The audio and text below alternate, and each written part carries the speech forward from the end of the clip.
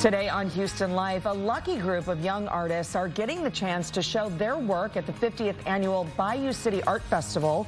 What their teacher has to say about this unbelievable opportunity. And coffee for a cause. We're taking you inside the local coffee shop, working to end human trafficking and give survivors a second chance for a bright future. Plus, the no equipment workout modified for every fitness level. A local trainer shares tips to get you up and moving at home. No gym required. And we'll meet the talented local fifth grader who landed a role on NBC's heartfelt drama Ordinary Joe. All that happening today on Houston Life.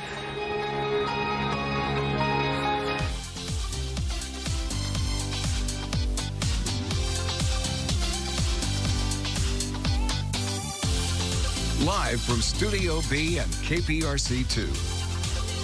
Houston Life starts now.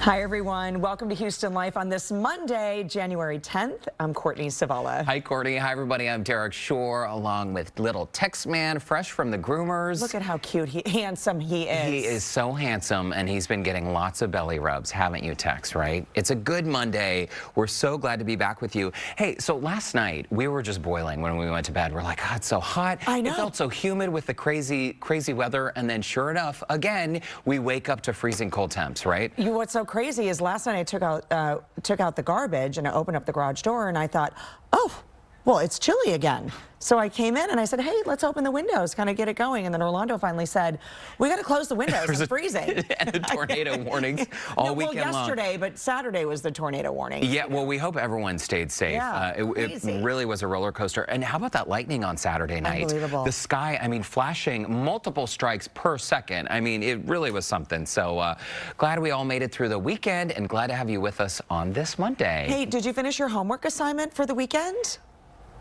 I was supposed to watch Hotel Transylvania.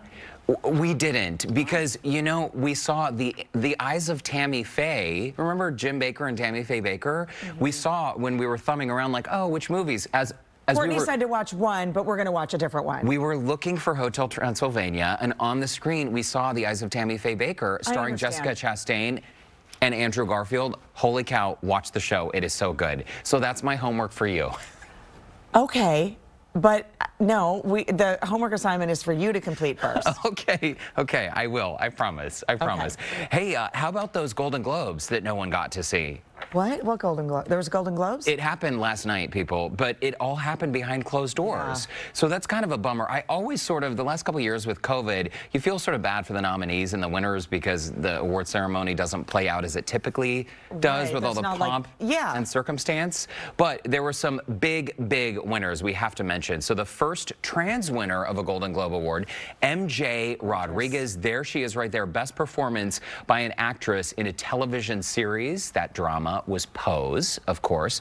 Look at her. Unbelievable. Looking fantastic. Stunning. Who needs a red carpet when you look like that, right? Also, Jean Smart. I'm so excited about this. Right? So she won Best Performance by an Actress in a Television Series, Musical, or Comedy. So that was, of course, Hacks, which also won Best Television Series. And remember, she lost her husband during production of this show. I mean, they had one episode left to shoot in this series. Her husband passed away. The show must go on, and she did it like a pro. Well-deserved on that award. Also, Jason Sudeikis won Best Performance by an Actor in a Television Series, Musical, or Comedy, of course, for Ted Lasso.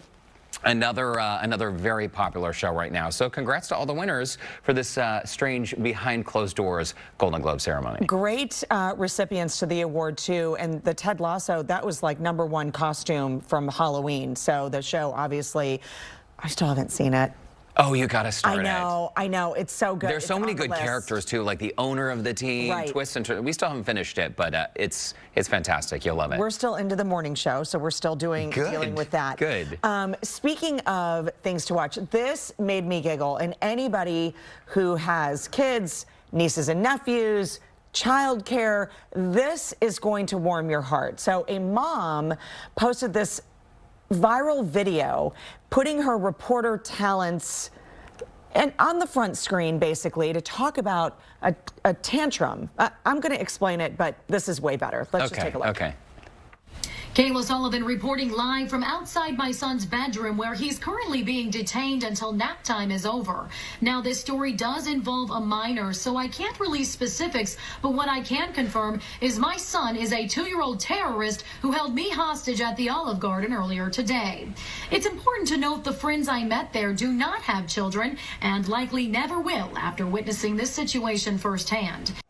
Oh my gosh. It's great, right? I mean, so Kayla Sullivan, she is a former TV reporter. Oh, I was going to say, she sounds and looks like a pro. Right? I mean, straight down to that microphone. I love it. Now, there are so many of us that can relate to this. I felt like the writing, the script for this entire scene was so spot on. The video has more than 28 million views. The full article is on today.com. And basically, she wanted just to kind of like show it off, and everybody knows too what it feels like when you feel so isolated when that's happening to you. Yeah. And she just put a little tongue-in-cheek to it. It was, the whole video is, there's more to it. It's very well done. Well, and as you said, any parent, grandparent, caretaker, uncle, aunt, when you've been in that situation before, my nieces and nephews, I describe them as perfect. They've had their moments, right?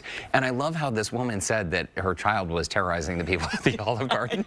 I remember one day taking my nieces skiing. One of them was not having it right, and luckily we were in the parking lot where she didn't like the ski boots or the outfit, whatever it was, and right? when the bloody murder screams started happening, they're actually my sister's kids. Happy birthday, Elizabeth, I love you so much.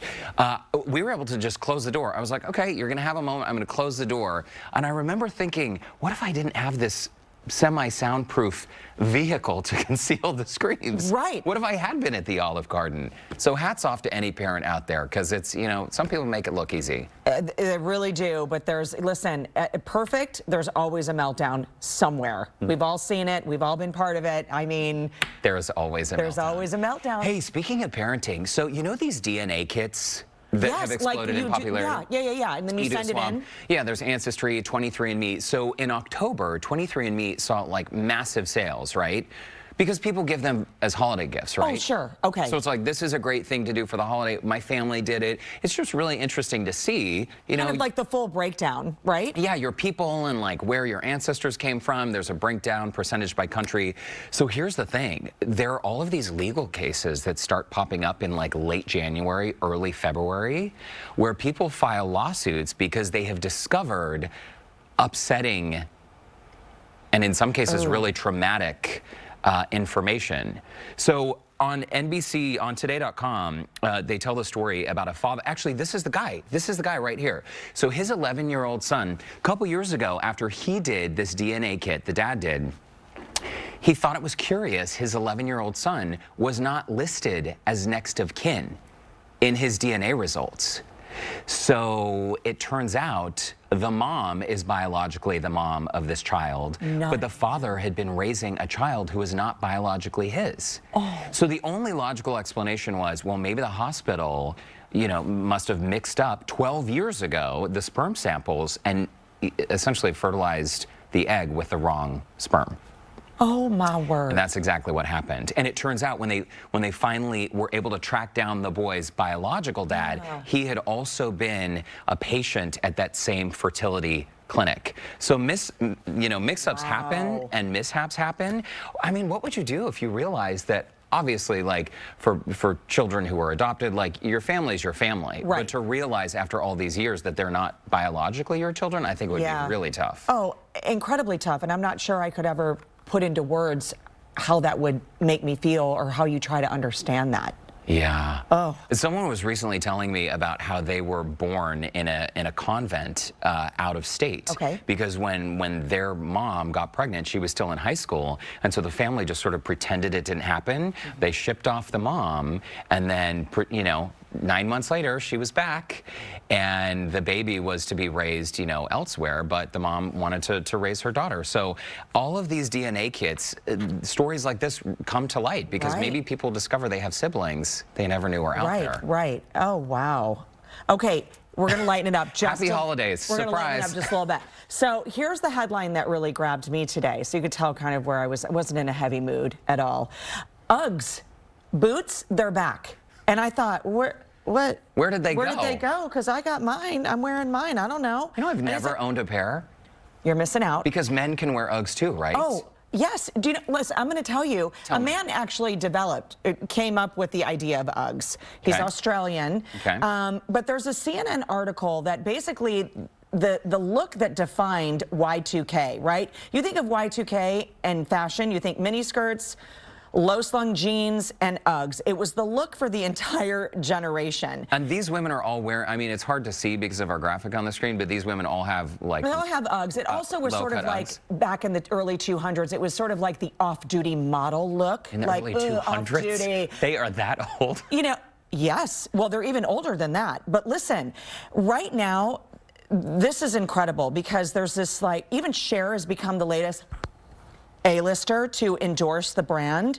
She recently revealed that she's the new face for UGG 2022. Oh, good for her. Yeah, and then there's all this, everybody's calling it kind of like the UGG season today. And there's this like it, yeah. YouTube star, Emma Chamberlain. She's 20 years old. She recently attended the Met Gala as a Louis Vuitton ambassador, and she said guiltily admitted to her 11 million subscribers that she was, in fact, wearing leggings and UGG boots. Under her dress? Under her dress. Oh, but I mean, that's fine because... Here's her quote. Like, I'm turning into something I never thought I'd turn into, she said. What's happening to my identity right now? That's a direct quote. That's also what you sound like when you're quoting me, just for the record. But listen, this brand has come a long way.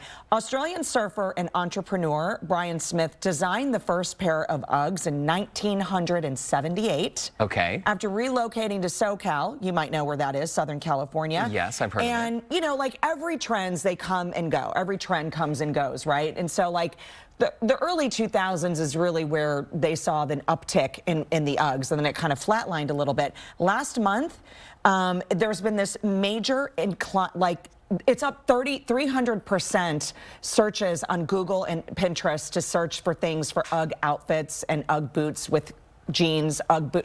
It's crazy. Really? So it's making a research. I'm going to add to that search trend because I'm going to look around. I mean, if there is a comfortable pair of shoes that I could get. They're so comfy. I would totally do it. I have both. I have two pairs, high and low. Okay. I love them. I'm going to look for them. I'd probably go with a low version. I think you should go high. Okay. How about those furry Birkenstocks? Those are cool, too. Oh, those are fun. The Sherpa? Yeah, we'll talk about that another day. I love that you know the name. I love that you know the name. What is happening to my identity right now? Okay, still to come.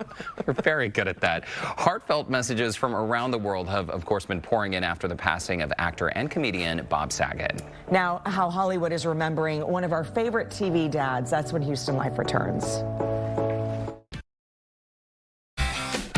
What you know about me? Just what the people say.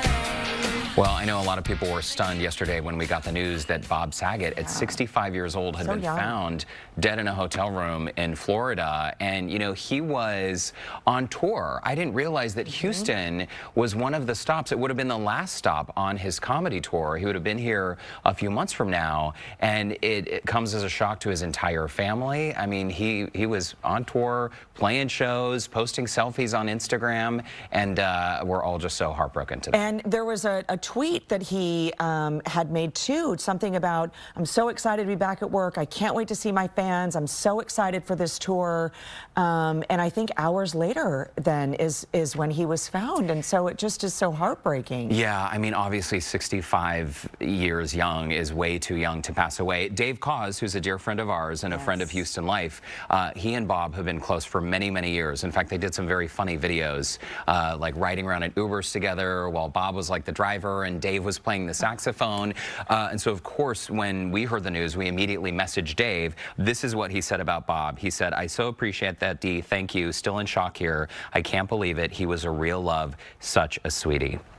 So, yeah, a lot of people. I guess we'll maybe have more answers, but I know his daughter, she posted on Instagram the last text message that he had sent to her just a couple days ago. I believe her name is Aubrey, 34 years old. So you can always click around online if you're curious to read more. We do have an article up on clicktohouston.com, which includes more reactions from celebrities as well. The Today Show did a great piece on him this morning, too. Let's bring in Lauren Kelly with our question of the day. Hi, Lauren. Lauren. Hey guys, it really was such a sad article to read. It's just one of those news stories you don't want to read, right? Yeah. So we want to, of course, hear from you. Which TV family would you want to join and why? Already got some great answers coming in, and let's go over to Anna first. She writes in, the Golden Girls, there's always cheesecake, ice cream, and evenings on Lanai. That's a really good answer, a really good family to join as well. Dawn writes in, Yellowstone, the Dutton family, love those cowboys, and Beth is my spirit animal. A little on the crazier side, but okay. Daniel writes in, the Kardashians. I don't care about them, I just need their money. Uh-oh. Thinking financially right. That's right, Daniel. I cannot not agree with you right there. You guys head over to the Houston Life Facebook page and join the conversation. We will share more of your comments a little bit later on. But, you know, Courtney and Derek watching the Tanner family, they were the family that everybody wanted to join. Right. What about you guys? Anybody else? Any other families? Well, I like all these points that we had from our viewers joining in on our Facebook page. I'm going to go in Sopranos, maybe just for like a day, just to kind of like witness it. How about, I'm going to throw it way back to Designing Women. Remember that show? Yes. That might have been fun to hang out with. Yeah. Speaking of Jean Smart, Delta Burke, I mean, they were all phenomenal. I mean, I think Full House, it was probably my #1 show that I would watch as a kid. It was like tune-in TV, must-see TV. Oh, yeah, TGIF, right? And he hosted that show, Wake Up San Francisco. Yes. And it's just so funny how life kind of comes full circle. Maybe there was that connection I saw with him just because I thought, wow, he seems like such a great, cool dad. And even up in San Francisco, your aunt lives just like half a mile from Alamo Square, which is where the Full House house is. Right. Oh, right. Wow. Yeah, the Painted Ladies, right? Yeah. Oh, that's so wonderful. That's very cool. I know. I know. Well, rest in peace. Absolutely. He Bob will Saget. be missed for sure. Certainly will. All right. Thanks, Lauren. Thanks, guys. All right, when we come back, no equipment, no problem. We're going to share the total body workout we can all do in the comfort of our own home. And later, from Richmond, Texas to Hollywood, California, we'll meet the talented 10-year-old with a recurring role on NBC's newest drama, Ordinary Joe. Houston Life will be right back.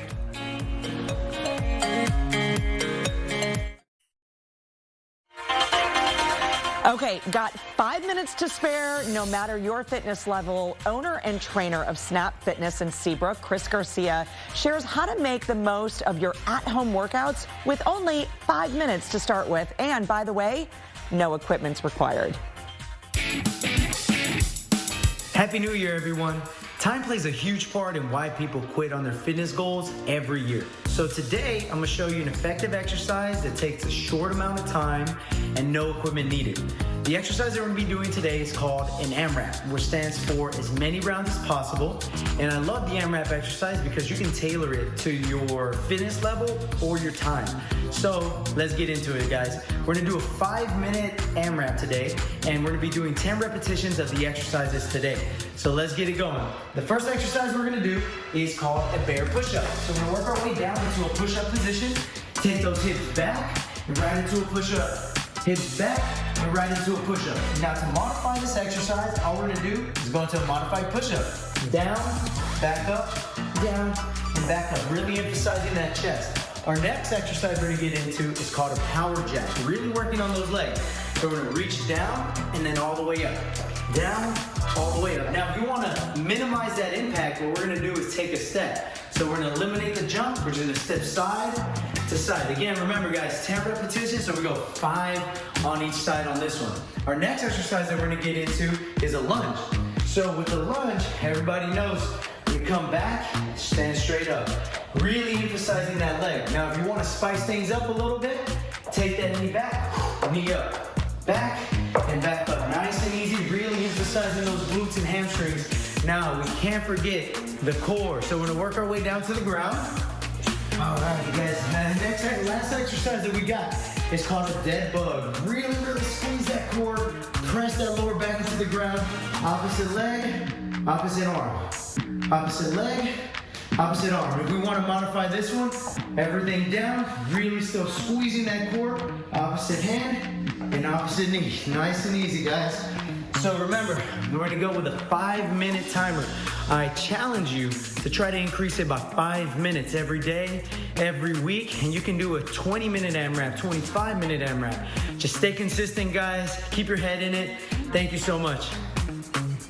That is good. See, he's even winded. I'm telling you, a full body workout with just body weight is incredible. And without much space required. Yeah, you can do it anywhere. No excuses there from the comfort of your own home. Check out our website, HoustonLife.tv, to connect with Chris. He's great. Yeah, perfect timing for the new year as well. Why don't we check in with Joe Sam, who's helping us start off the week with a bit of motivation. Hi, Joe. Yeah, you definitely want to get that going for this week. It's never too early to start your art career. Coming up, I'll tell you what a group of students are getting into and getting a chance to show off their work at the Bayou City Art Festival. And of course, we'll be getting a check of what's coming up for the news at 4, including a whole bunch of other news. Houston Life is back in 2 minutes.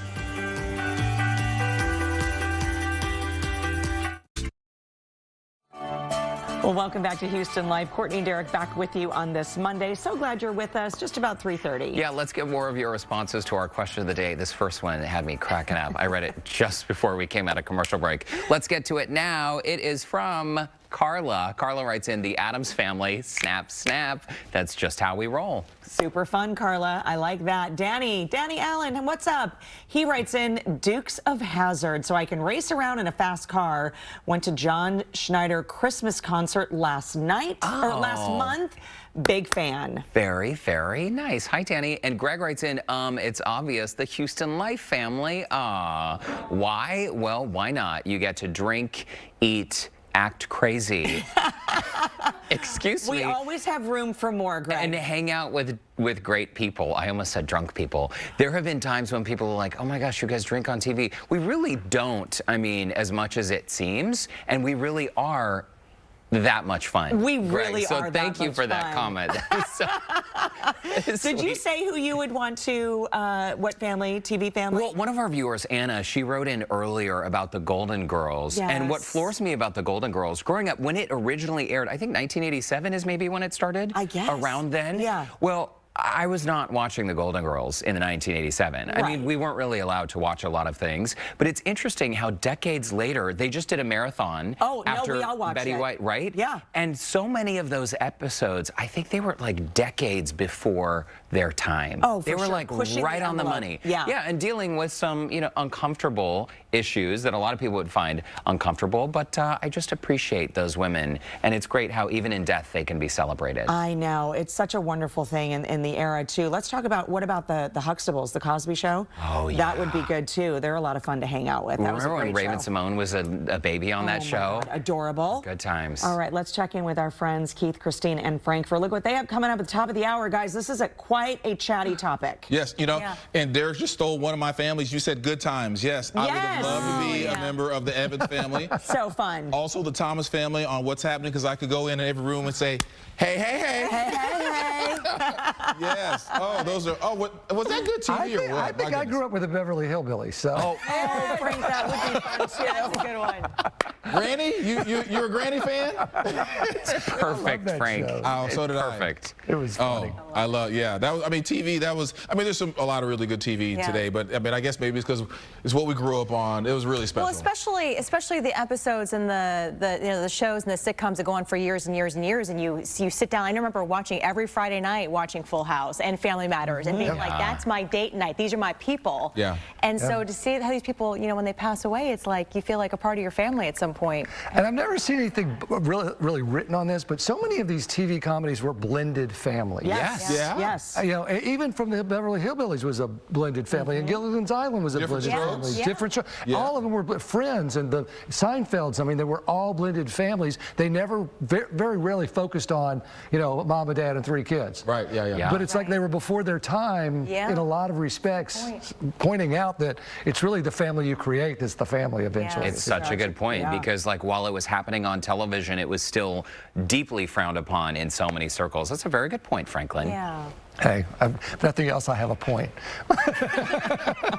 Happy Mother's Monday, guys. What a weekend. Yeah. We are each other's people now. I mean, kudos to Justin Stapleton on Saturday night, getting us through that tornado business. Yes. He was terrific. He was. And I'm always proud of my team. He really was outstanding. And look at this click-to pin that we got from the Humble area. That store just gone. We're going to have a lot more about this at 4 o'clock, but at least 6 tornadoes. It's still being determined if there was one that dropped 2 or even 3, but we have at least 6 tornado reports from Spring Branch, Montgomery, near Intercontinental, Humble, the Kingwood area, and the Dayton area. So it was a rough and tumble night, that's for sure. Today, sunny and cool. This high pressure bringing in such dry air that we're not worried about that business to the west. Look at these clouds. Even they really start to diminish when they hit that dry air. So it's a beautiful evening. We may see a little more cloud cover tomorrow, but temperatures stay on the pleasant side as we go into the evening. 62 right now at Hobby and Sugarland, Galveston at 62. And then as we go into the evening hours, because the air is dry, I think the breeziness will stop and it'll get chilly pretty quickly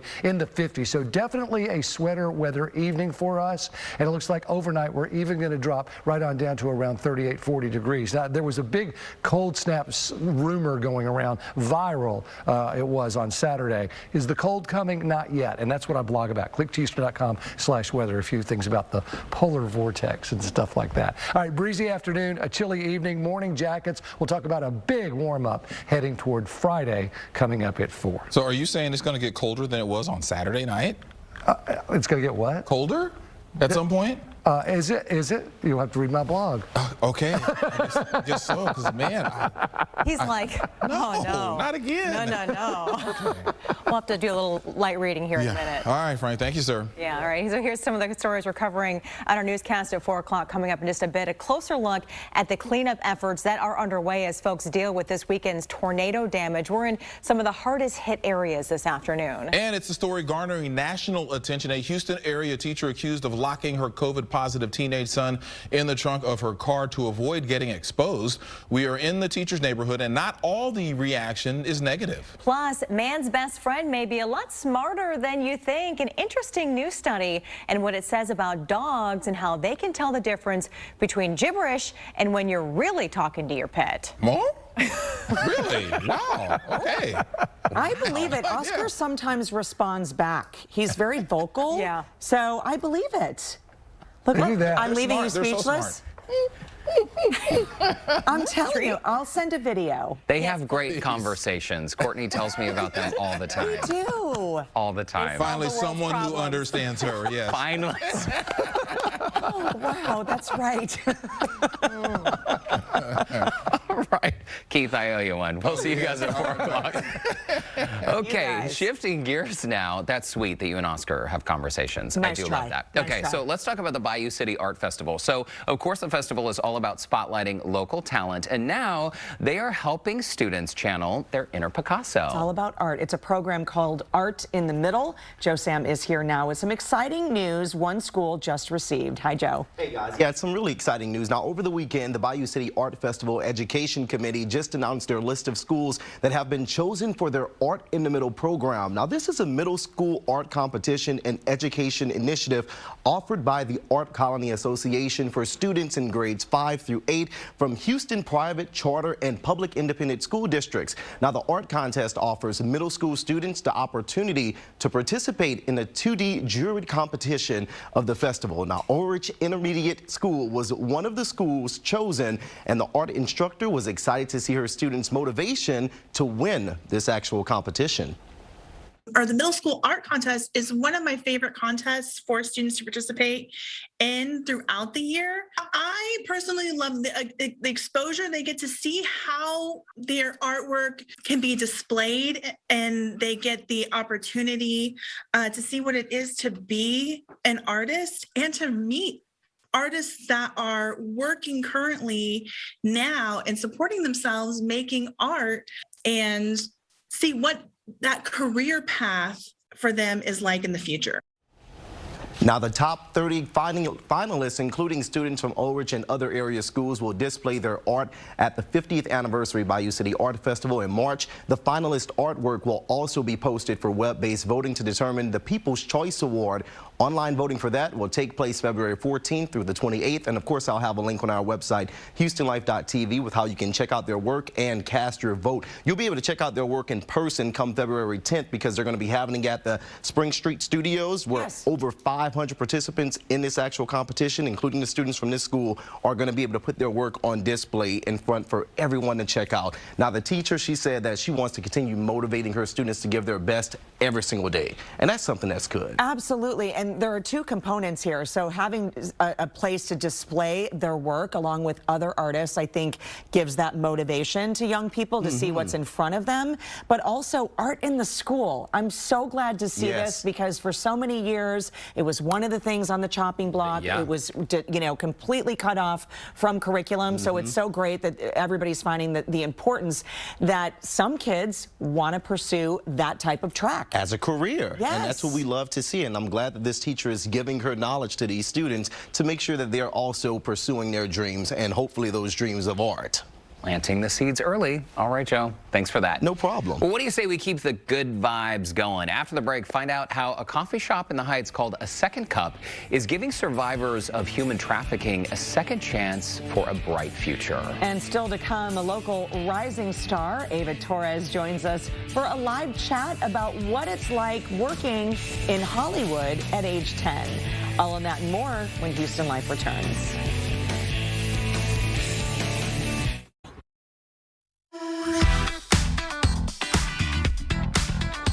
Welcome back on this Motivation Monday. Till everyone is free. That's the motto at a coffee shop in the Heights called A Second Cup.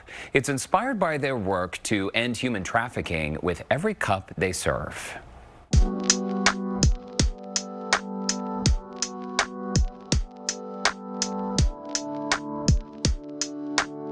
A Second Cup is Houston's nonprofit coffee shop with a mission to end human trafficking. Everything that we do ties back to our mission, and we invest all of the dollars through donations and sales in our shop to advocating for survivors in our community and bringing an end to this issue.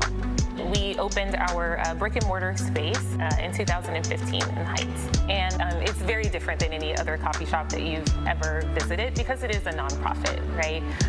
But I came from a retail background and I knew what my strengths were, but I was doing those strengths without purpose. And so I knew that I wanted to do my work in a more purposeful way. And that's when I found A Second Cup and I realized what they were doing in the community, and I absolutely fell in love with it.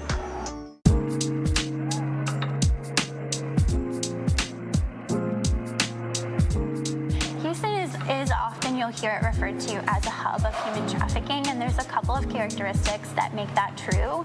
We have major transportation thoroughfares like the I-10 highway that goes across the country. We are a port city. We share an international border, and we have an international airport. So traveling in and out of Houston is not hard to do. We also are a really diverse city, which is a beautiful thing about our community, but it makes it easier for people who look different to blend in. The cool thing, though, is that although we're referred to as a hub of trafficking, we're also a hub of anti-trafficking because we have so many amazing partners that are committed and diligent about fighting back. When we opened this shop in 2015, it was the community that put the shop together. The paint that you see on the walls, all of the different things, elements of the coffee shop, it was our community that came together and made that happen. And they've continued to be supportive through their donations, sharing information on our social media, sharing and spreading our awareness, using our event space for any events that they have coming up, and we couldn't be more grateful for that.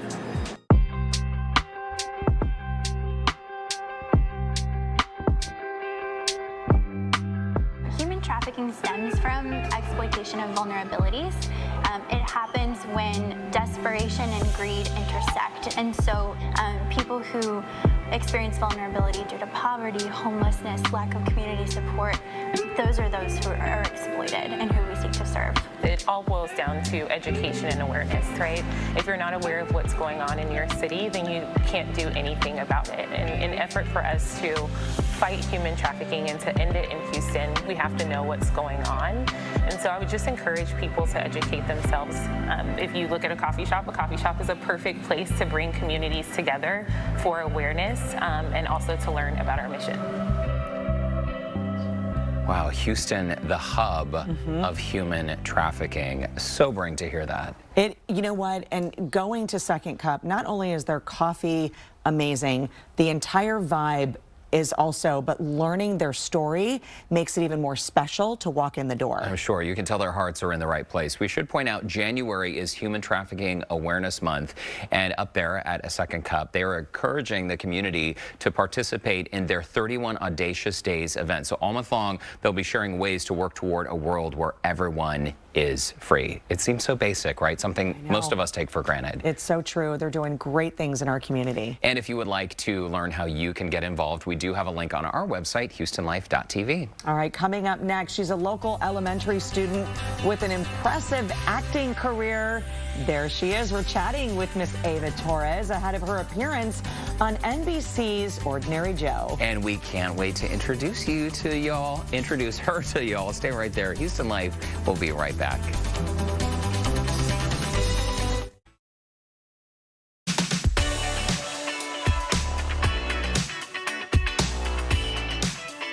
Sorry, we had 3 code blues and the hospital was short-staffed. Can you believe we made them? At least we did one thing right. It was my idea to work nights, more money for Christopher's health care, but I just want my best friend back. There you are. That was a clip of NBC's Ordinary Joe, a compelling drama that explores the question of what if. And one local young actress will be appearing on tonight's episode. Her name is Eva Torres, who's in studio right now to chat with this incredible opportunity. Hi, Eva. Hi. Well, welcome to Houston Life. It's so great to meet you. Thank you. It's such an honor to be here. I've been so excited. Well, we are excited to have you here in studio. Let's talk about Ordinary Joe. How did this happen for you? You're in 5th grade, right? Yes, ma'am. I am in 5th grade. How did this opportunity happen?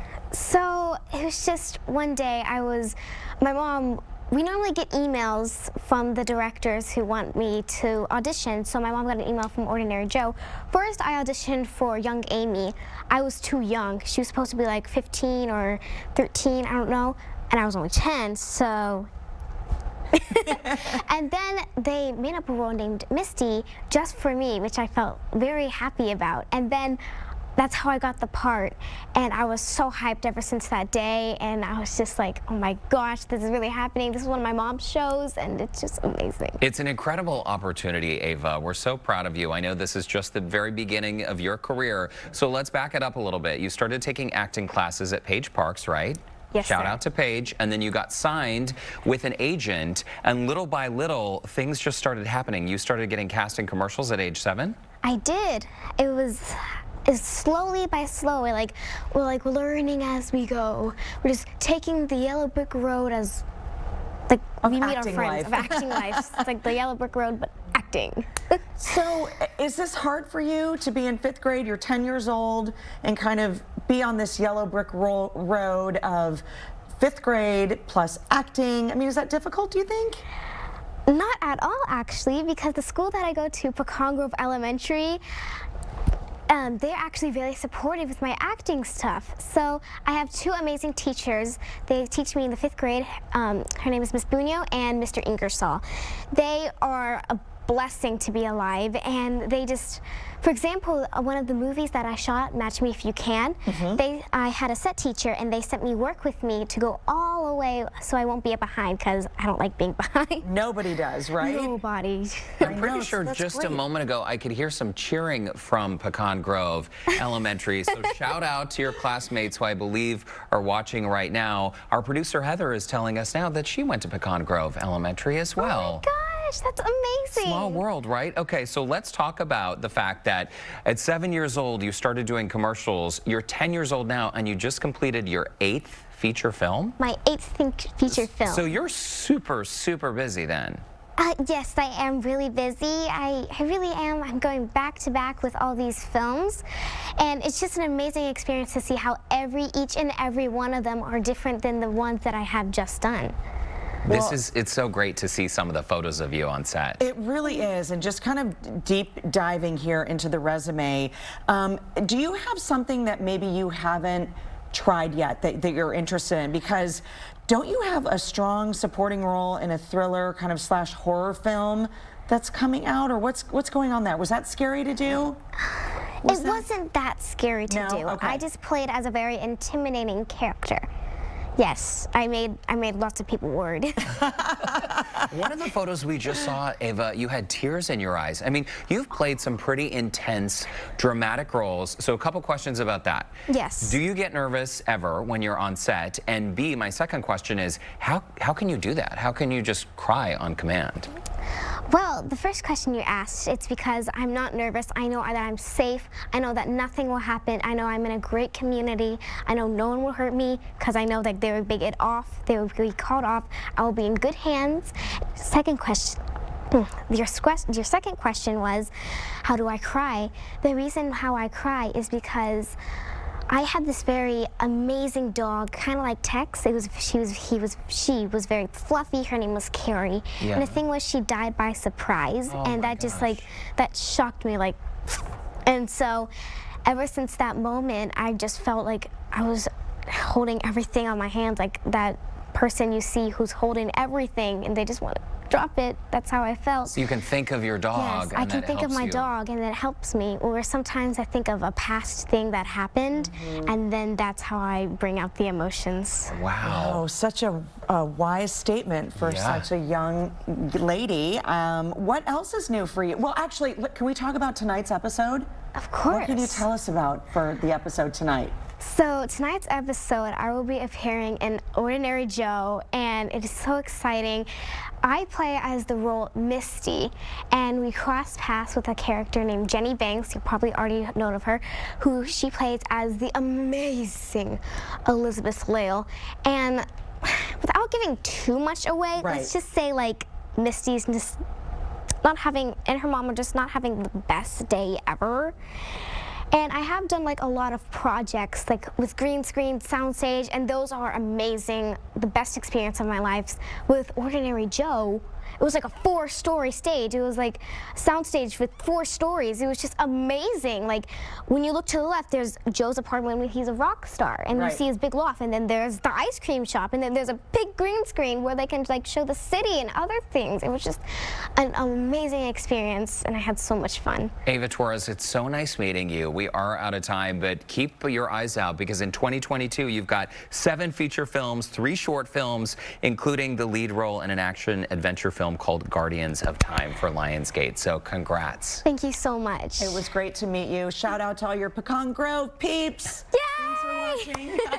And thank you so much, Eva, for coming in. It's a pleasure to meet you. Again, catch Ordinary Joe Mondays at 9 p.m. right here on KPRC2. After the break, a look at what is coming up on tomorrow's show, including a quick road trip. Let's check in with Kevin Frazier to see what's coming up on tonight's entertainment. Hey, Kevin! Ava, Derek, and Courtney, tune into ET tonight for the latest on the death of Bob Saget. We have Hollywood's reaction to Bob's death, including his Full House castmates and closest friends, plus our time with Bob. Over 30 years of interviews and behind-the-scenes antics. We have a ton, and you can't see it anywhere else. That's tonight at 6:30 right here on KPRC2. But don't go anywhere. Houston Life will be right back.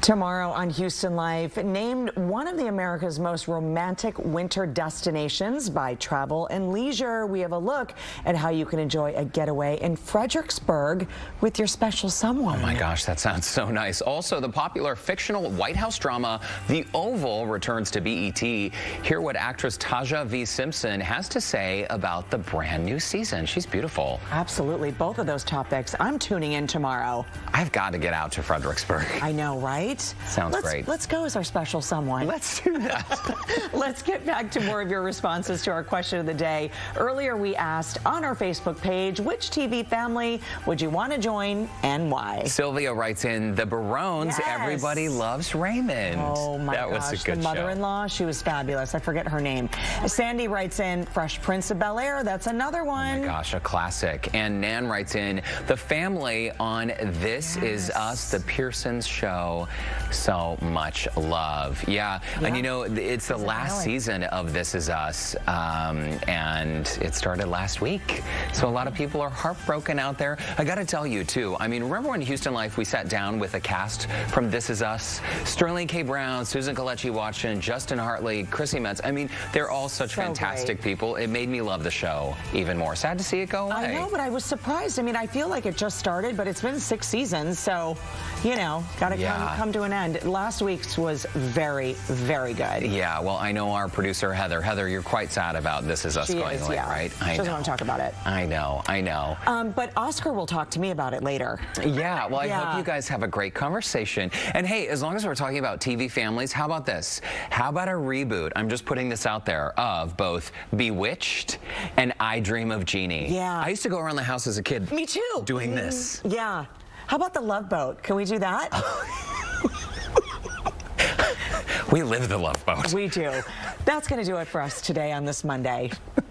Okay, ready? Keith and Christine. Bing! It works. Hey. I always try to do the little nose twitch and I can't move my nose that way. Brandon can do it, though. He can. He can wriggle his nose. What can Brandon do? Good question, You know, Christine. I don't know. He's just very talented. Yes. Okay. Some of us have it, some of us don't.